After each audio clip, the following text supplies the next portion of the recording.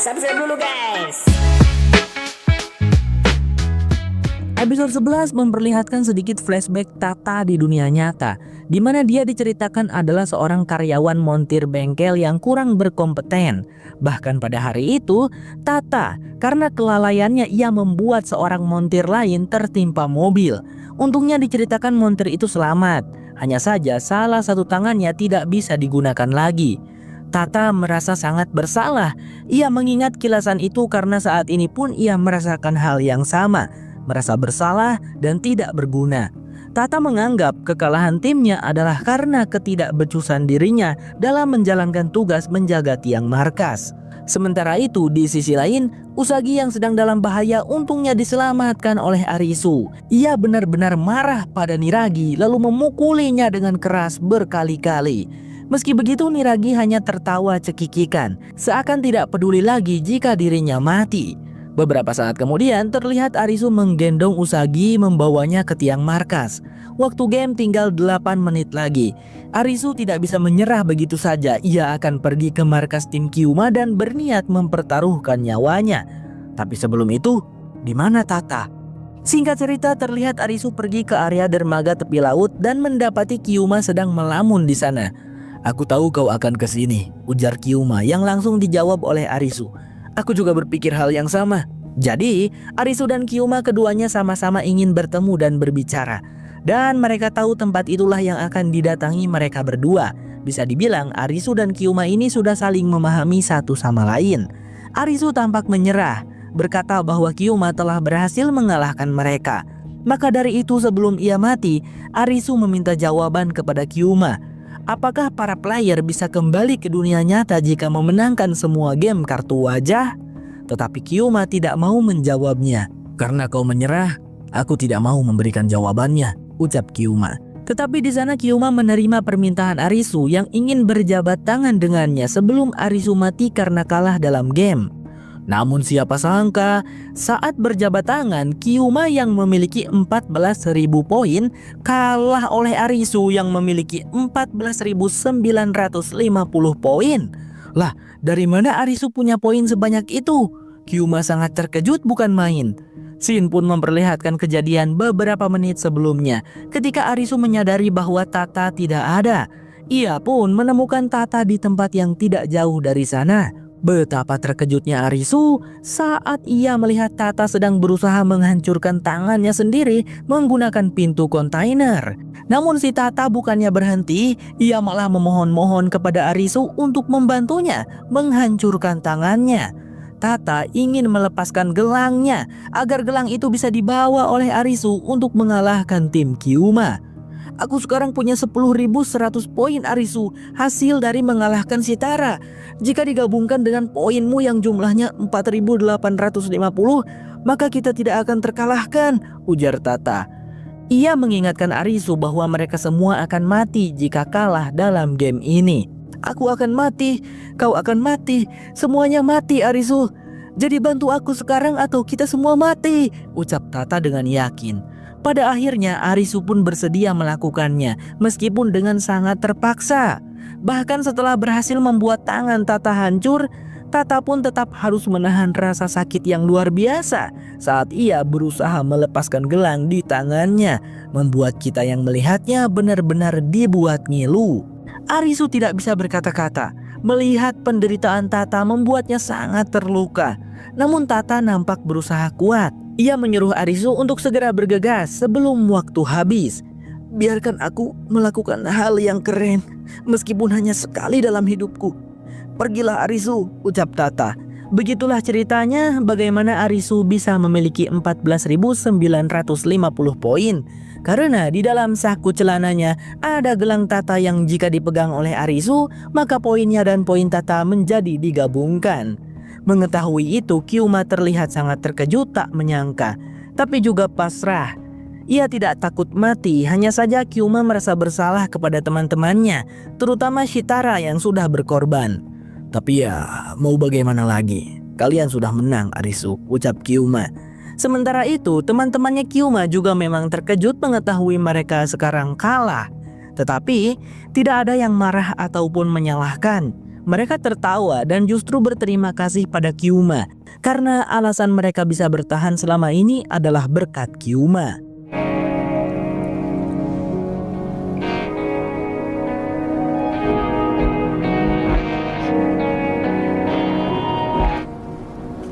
Jadi, kalian juga awalnya player seperti kami ya Kyuma. Kenapa bisa jadi warga Borderland? Apakah kalian berhasil menyelesaikan semua game, tapi tetap tidak bisa kembali ke dunia nyata? Tanya Arisu dengan bertubi-tubi. Ia terlihat putus asa. Di situ Kyuma tidak memberikan jawaban secara gamblang. Apapun yang selalu kau yakini akan menjadi jawabannya Arisu. Jadi jangan pernah menyerah. Pilihan selalu ada di tanganmu. Begitulah jawaban Kyuma. Pria itu dengan pasrah dan ikhlas menerima kekalahan dan kematiannya. Ia tersenyum bahagia ketika laser dari langit menyambar kepalanya. Kyuma mati tanpa sedikit pun penyesalan di hatinya. Begitupun teman-teman Kyuma, mereka tetap legowo sampai akhir hingga laser-laser dari langit membunuh mereka bertiga. Seketika itu juga Raja Keriting dinyatakan kalah dan Zeppelin yang membawa bendera Raja Keriting langsung meledak, hancur dan jatuh. Arisu dengan segera pergi ke tempat Tata berada. Pria itu terlihat sekarat, tapi dari wajahnya terpancar kebahagiaan serta perasaan lega. Karena pada akhirnya ia bisa merasa berguna dan menyelamatkan semua orang. Arisu tidak bisa melakukan apa-apa. Ia hanya bisa berterima kasih dan meminta maaf kepada Tata. Lalu ketika Tata pada akhirnya menghembuskan nafas terakhirnya karena kehabisan darah, tangisan Arisu pun pecah. Kesedihan yang mendalam dirasakan oleh Arisu, Kuina, dan Usagi. Singkat cerita, ketiganya sudah menguburkan jasad Tata. Dengan pengorbanannya, Arisu, Kuina, dan Usagi berjanji akan berjuang hingga akhir. Mereka tidak akan menyia-nyiakan pengorbanan rekan mereka itu. Beberapa saat kemudian, saat orang-orang sudah pergi, bahkan seorang Niragi juga mendatangi kuburannya Tata dan mengucapkan terima kasih. Meskipun dalam lubuk hatinya ia kesal karena malah diselamatkan oleh Tata, tapi tetap Niragi berterima kasih. Hari sudah malam ketika kamera menyorot arena permainan lain. Di sebuah bangunan penjara, game Jack Hati akan dilangsungkan. Seorang pria bernama Banda datang terakhir ke sana. Tersisa satu kalung di meja yang langsung ia kenakan. Setelah itu dirinya dipersilahkan untuk naik ke lantai 2, di mana di sana sudah ada beberapa player yang datang lebih dulu. Jika dijumlahkan total ada 20 player di sana termasuk Banda. Dan siapa sangka ternyata Chisia juga ada. Peraturan game pun diumumkan. Game Jack Hati ini berjudul Sel Isolasi. Setiap 1 jam sekali, para player harus menebak gambar simbol di kalung mereka. Apakah bentuknya hati, wajik, keriting, atau sekop. Tetapi, player tidak bisa mengandalkan diri sendiri karena gambar simbol kartunya berada di bagian belakang kalung.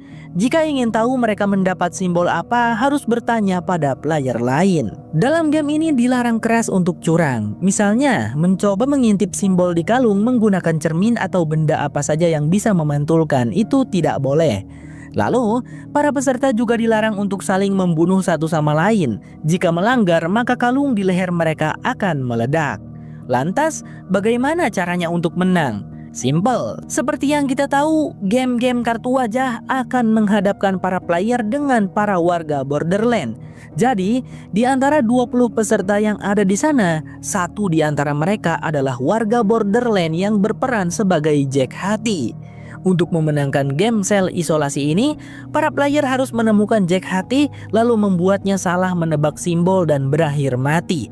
Barulah para player bisa menang. Dengan kata lain, game ini tidak akan pernah selesai jika kita tidak bisa menemukan Jack Hati, gumam Chisia. Untungnya makanan dan minuman yang melimpah disediakan untuk para player, bisa dimanfaatkan selama bermain game Sel Isolasi.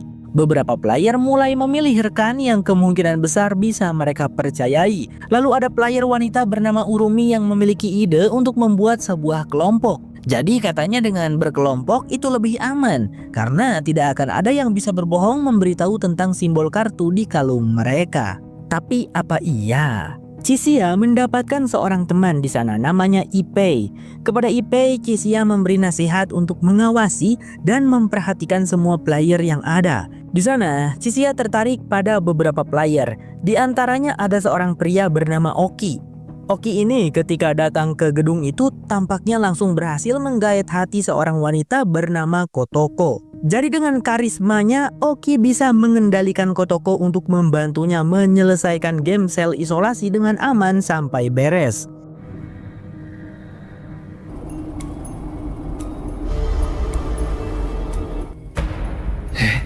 Chixia juga memperhatikan Banda yang didekati oleh seorang player bernama Enji, mengajaknya untuk bekerja sama. Enji ini kelihatannya kayak orang cupu gitu guys. Tapi Banda bisa melihat bahwa Enji ini tidak selemah kelihatannya. Oke, mari kita bekerja sama dan saling memberitahu simbol di kalung kita, ucap Banda sambil tersenyum. Oh iya, wanita bernama Urumi tadi mendekati Chixia dan Ippei, lalu mengajak keduanya bergabung dengan kelompok mereka. Tanpa pikir panjang, Chixia menerima ajakan itu. Di menit berikutnya kita pun akan melihat cara kerja kelompok tersebut, di mana setiap orang akan bergantian menunjukkan bagian belakang kalung mereka. Lalu para anggota menyebutkan simbolnya apa, wajikah, hatikah, keriting, atau sekop. Jadi tidak akan ada yang bisa berbohong. 1 jam ronde pertama tinggal 5 menit lagi. Para peserta diperintahkan untuk masuk ke dalam sel masing-masing. Lalu di dalam sana mereka harus menyebutkan simbol kalung mereka. Di ronde pertama ini semuanya berjalan dengan lancar. Tidak ada satupun peserta yang menjawab dengan salah. Lanjut ke ronde 2. Seorang bapak-bapak bertato terlihat sedang marah dan mendorong seorang pria cupu yang tidak mau memberitahukan simbol kalungnya. Pria cupu itu sebut saja si Sobo. Entah kenapa dia tidak mau memberitahukan simbol kalung milik si bapak bertato. Ketika si bapak bertato sedang lengah, diam-diam Banda mendekati Sobo lalu berbisik, "Katakan saja simbolnya keriting. Buat dia menyesal karena telah meremehkanmu." Kemudian, di saat bapak bertato kembali mendesak Sobo untuk mengatakan simbolnya, di luar dugaan Sobo berbohong.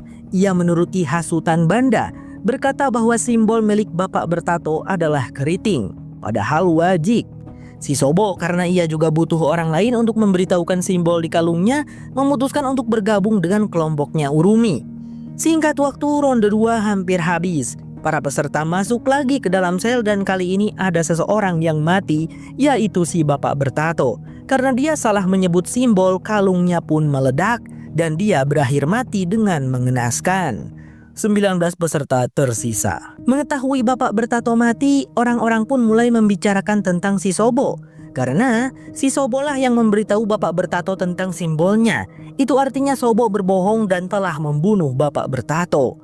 Urumi diam-diam menghasut para anggota kelompoknya. "Hey guys, kalian sepemikiran gak sih? Kayaknya si Sobo deh Jack hati. Soalnya dia ngebohongin bapak bertato. Ayo kita bunuh si Sobo dengan membohonginya juga. Ini kesempatan kita untuk menang melawan Jack hati," bisik Urumi pada para anggota tanpa sepengetahuan Sobo. Wanita baju kuning tampak kurang setuju dengan ide itu, tapi ia tidak bisa berbuat apa-apa karena mayoritas anggota kelompok setuju dengan Urumi. Sedangkan Chixia terlihat tidak peduli dan ngikut aja alurnya akan menjadi seperti apa. Si Ippei juga disuruhnya untuk diam saja. Di menit berikutnya, tibalah momen para anggota kelompok menunjukkan simbol di kalung mereka masing-masing. Ketika giliran Sobo, Urumi langsung berbohong, berkata bahwa simbol milik Sobo adalah sekop, yang langsung diikuti oleh para anggota lainnya. "Ya, sekop, benar simbolmu sekop," ucap yang lain. Waktu tebakan ronde 3 dimulai. Para peserta masuk ke dalam sel dan mulai menyebutkan simbol kalung mereka masing-masing. Seperti yang sudah kita ketahui, Sobo menjawab salah dan ia pun berakhir mati. Kalungnya meledak. Hingga sekarang 18 peserta tersisa. Terlihat para anggota Urumi merasa bersalah karena ternyata mereka membohongi orang yang salah. Sobo bukanlah Jack hati. Itu terbukti dengan acara game yang masih belum selesai. Namun si Urumi bukannya menyesal, ia malah kembali menghasut para anggotanya. Guys, itu tadi si wanita baju kuning sempat menentang loh saat kita mau menggugurkan si Sobo. Kayaknya dia deh Jack hati. Ayo kita biarkan dia mati, bisik Urumi. Sontak mendengar itu para anggotanya terkejut.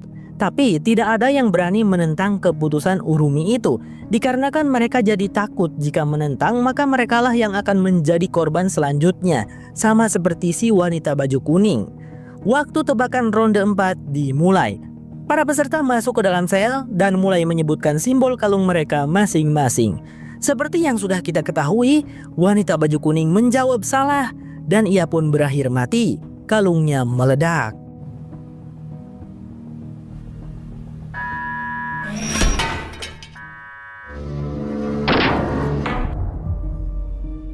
Hingga sekarang 17 peserta tersisa.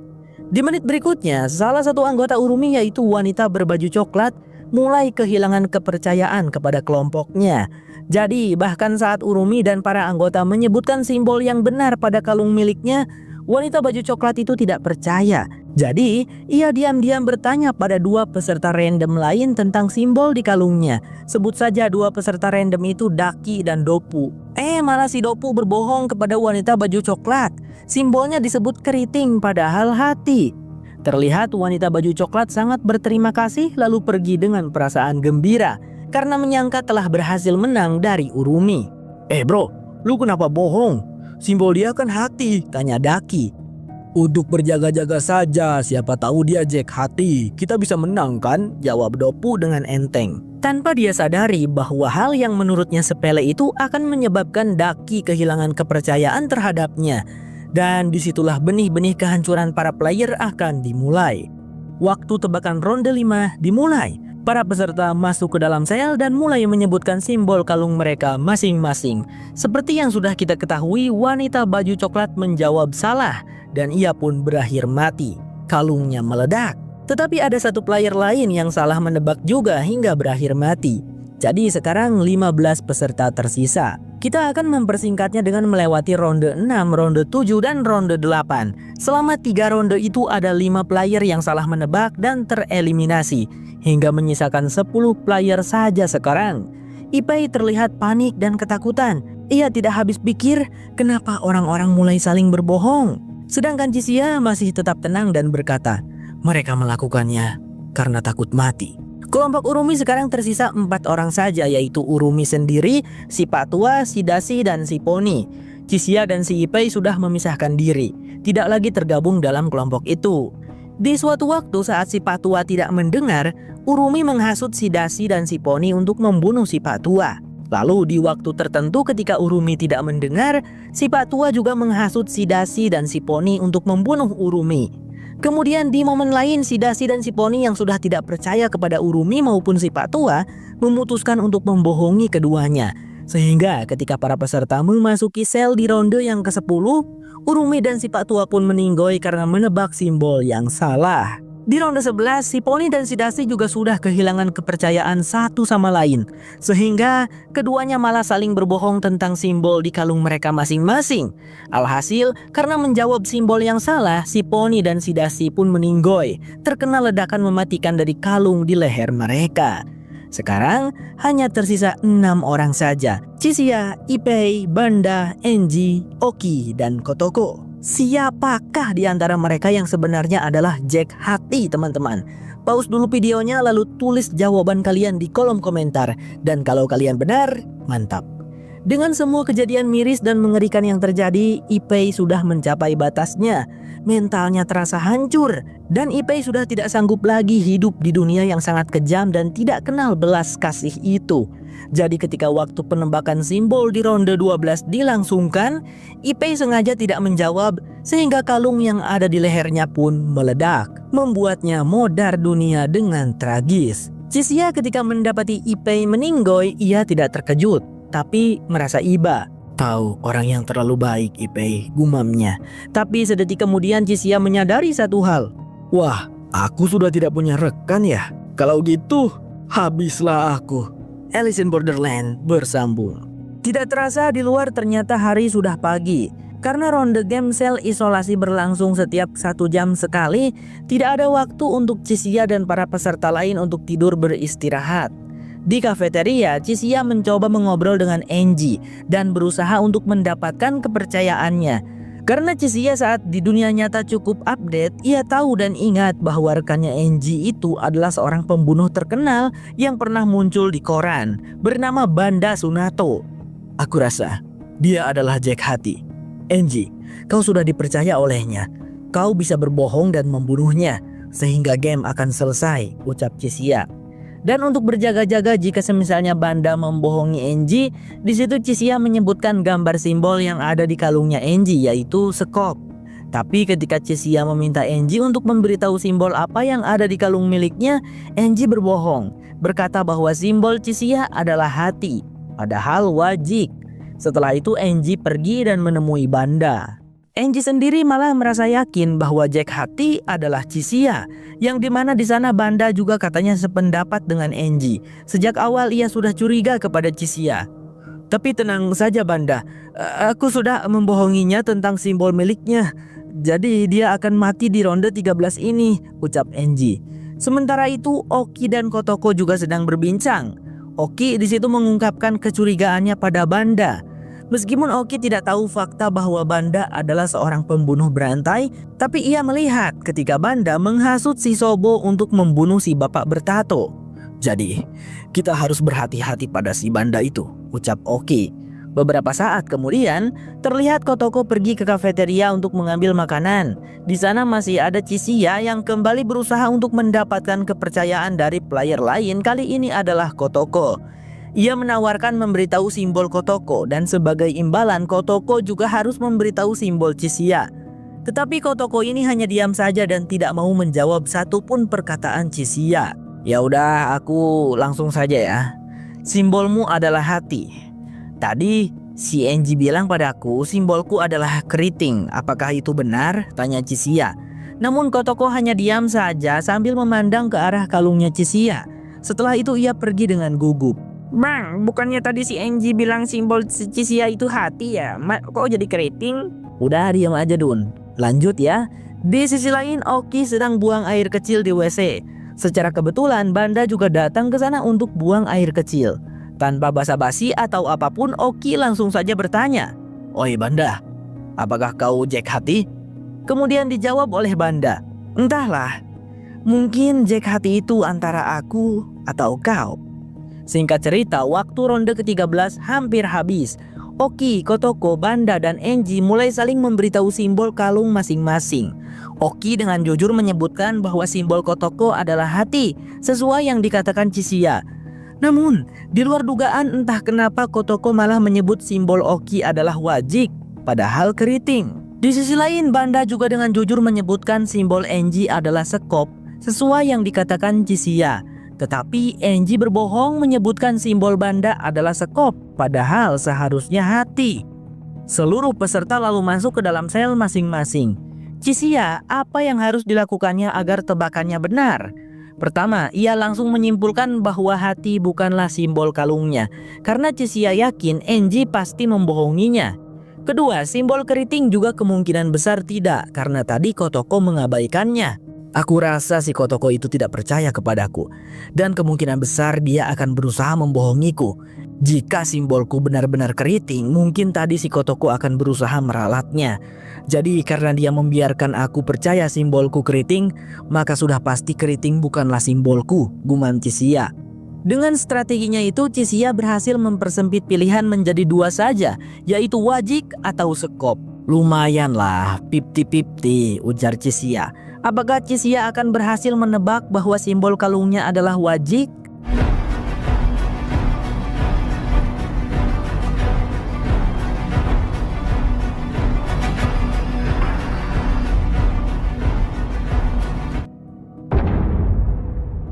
Waduh, barusan ada suara ledakan tuh. Siapa yang meninggoy guys? Satu orang keluar dari dalam sel dan dia adalah Enji. Melihat hanya dirinya yang keluar dengan selamat, Enji seketika tertawa dengan puas. Aku menang. Tapi bohong, Chisia, Banda, dan Oki juga keluar dari dalam sel satu persatu. Ternyata yang meninggoy adalah Kotoko. Bagaimana itu bisa terjadi? Bagaimana Chisia, Banda, dan Oki bisa selamat?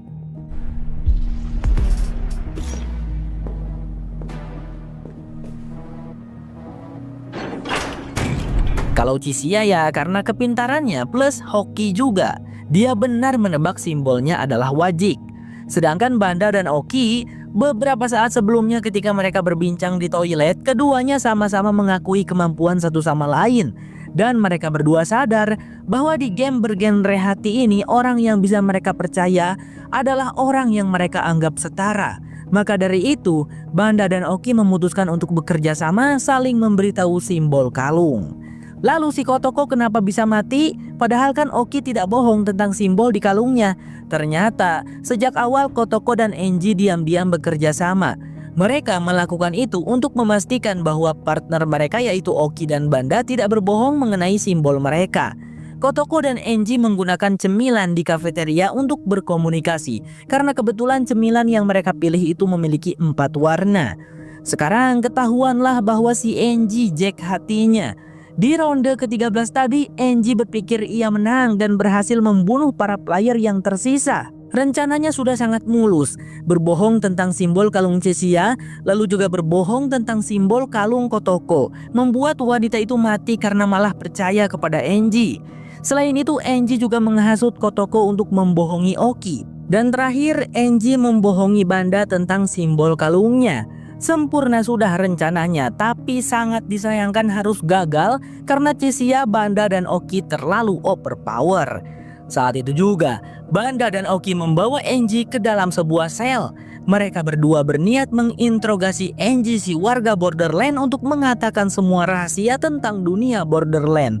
Tentunya disertai dengan siksaan yang sangat menyakitkan. Tidak, teriak Enji. Singkat cerita, Chesia nampak berjalan keluar dari bangunan penjara dan terlihat Zeppelin yang membawa bendera Jack Hati pun hancur. Banda dan Oki berjalan bersamaan, merasa cukup puas setelah menyiksa Enji. Ya, meskipun tidak mendapatkan banyak informasi sebab si Enji terus tutup mulut sampai akhir. Dan karena si Enji tidak sanggup disiksa terlalu lama, dia memutuskan untuk menjawab simbol yang salah dan berakhir meninggoy. Padahal kita udah ngasih tahu simbol yang benar ya bro, ujar Banda. Scene kembali pada Arisu, Kuina, dan Usagi. Dimana pada hari itu Kuina pamit pada Arisu dan Usagi, katanya dia ingin mencari Chesia dan An. Kuina khawatir pada kedua rekannya itu. Arisu setelah kejadian Tata meninggoy dia menjadi lesu, terus-terusan melamun dan seperti kehilangan semangat lagi. Arisu juga teringat dengan kedua sahabatnya Karube dan Chota. Kedua sahabatnya itu adalah pekerja keras. Karube bekerja sebagai bartender di bar dan Chota bekerja sebagai karyawan di sebuah perusahaan. Berbeda dengan Arisu yang meskipun terlahir di keluarga yang kaya raya, tapi dia adalah seorang pengangguran pemalas yang tiap hari hanya menghabiskan waktu dengan main game. Kenapa malah aku yang selamat dan bukannya teman-temanku? Pikir Arisu dalam hati. Tanpa sadar air matanya menetes. Karena sepanjang hari Arisu terus-terusan lesu, pada keesokan harinya Usagi mengajak Arisu untuk berburu kelinci untuk makan malam mereka. Namun, menangkap kelinci tidaklah semudah menangkap kecebong. Arisu dan Usagi kewalahan, tidak bisa menangkap satu ekor pun. Meski begitu, kegiatan berburu mereka membuat perasaan Arisu cukup terobati.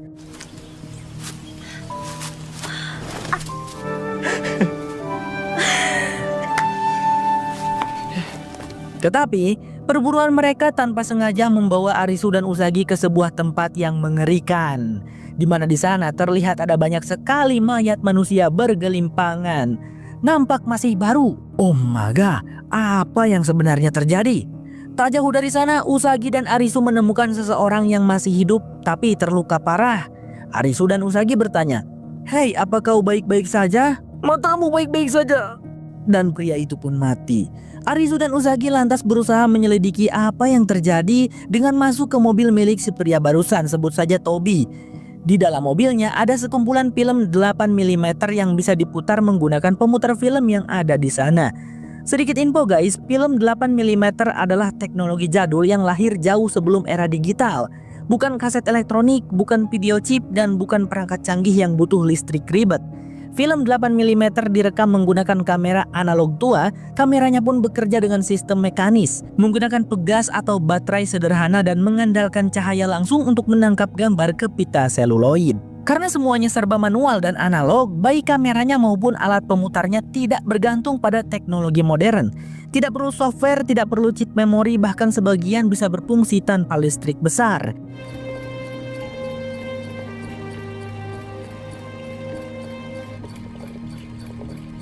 Itu sebabnya di dunia Borderland ketika seluruh kota mati total dan semua perangkat elektronik lumpuh, gulungan film dan alat pemutar 8 mm ini tetap bisa berfungsi dengan baik. Selama mekanismenya tidak rusak dan ada sedikit sumber cahaya, rekamannya masih bisa diputar dan memperlihatkan apapun yang pernah direkam si pemiliknya, yaitu tentu saja adalah si Toby. Isi rekaman film itu kurang lebih berisi wawancara si Toby pada orang-orang yang ada di dunia Borderland. Tidak ada yang spesial, tapi yang mengejutkan adalah Ann termasuk salah satu orang yang diwawancarai oleh si Toby. Kejadiannya mungkin beberapa hari yang lalu, di mana Ann katanya menemukan bahwa tanaman-tanaman di kota merambat sangat cepat. Ia ingin mencari tahu misteri di balik dunia Borderland, jadi Ann memutuskan ingin pergi ke perbatasan kota. Setelah itu rekaman film menunjukkan Toby yang pergi mengunjungi sebuah komunitas player yang menetap di sebuah tempat, yaitu tempat Arisu dan Usagi berdiri sekarang. Toby seperti biasa selalu mewawancara, dan ada satu kesamaan cerita pada semua orang ketika diwawancara, yaitu saat sebelum mereka menyaksikan para penduduk Tokyo menghilang, pasti ada kembang api yang mereka lihat. Kalau diingat-ingat, Arisu bersama dua sahabatnya juga melihat kembang api itu.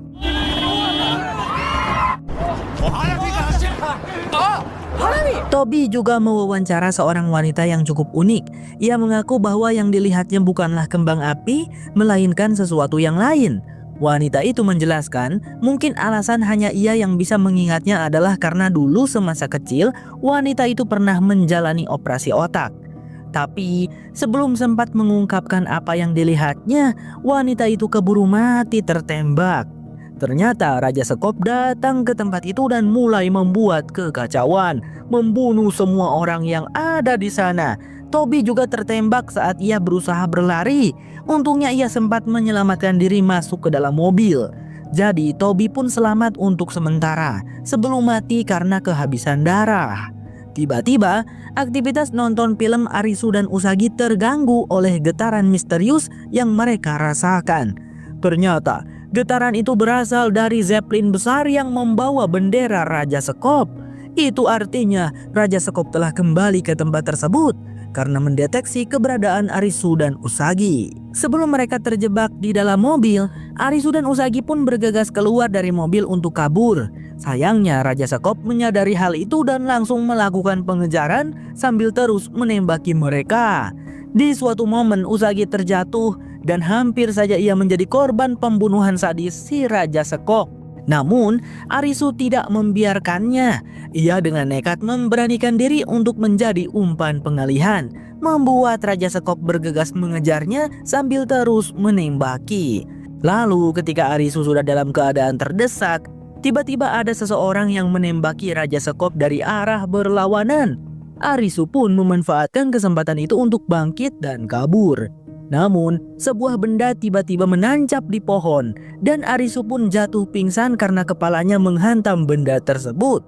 Ketika Arisu tersadar, ia sudah berada di tempat lain, di dekat api unggun dan ada seorang wanita asing di dekatnya. Dia bernama Akane dan wanita itu menggunakan kaki prostetik flex foot cheetah pada kakinya yang sebelah kiri. Ternyata Akane ini bersama dengan Aguni. Ya, Aguni guys, pria itu masih hidup. Orang yang berusaha menembaki Raja Sekop tadi adalah Aguni. Tapi sayangnya Raja Sekop tidak berhasil terbunuh. Aguni harus mundur karena berusaha menyelamatkan Arisu. Alice in Borderland bersambung.